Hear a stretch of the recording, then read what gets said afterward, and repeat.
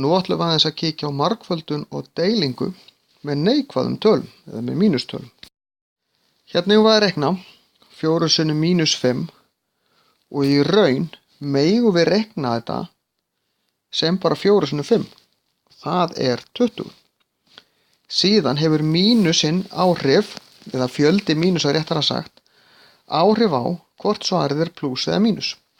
Hér er 1 mínus og það þýðir að útkoman verður í mínus. Ef við erum með 2 mínusa, þá er útkoman í plús. Ef við erum með 3 mínusa, þá er útkoman í mínus.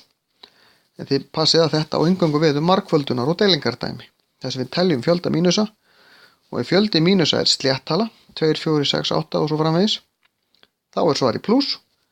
Ef fjöldi mínusa er oddatala, 1, 3, 5, þá er það mínus eins og hér. Mínus 3 sinnum 7 er þar á leiðandi mínus 21. Ég segi bara 3 sinnum 7, það er 21. 1 mínus, þá er útkoman í mínus.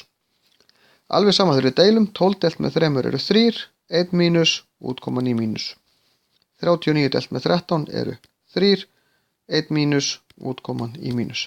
Skiptir engu máli hvar mínusinn er, hvort hann er við fyrri töluna í margfölduninni eða tölunni sem við erum að deila í eða deila með. Það skiptir engu máli hvoru megin þetta er. Þetta snýst bara um fjölda mínusa. Og hérna sjáum við svipað dæmi 3 og 5 eru 15. En hérna eru 2 mínusar. Þá er þetta plús.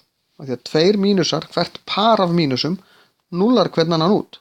Þess vegna er, ef það eru 3, þá núllar sér 2 út en þá er 1 eftir. Og þá er útkoman í mínus.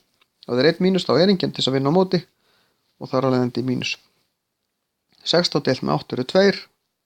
2 mínusar, útkoman í plús.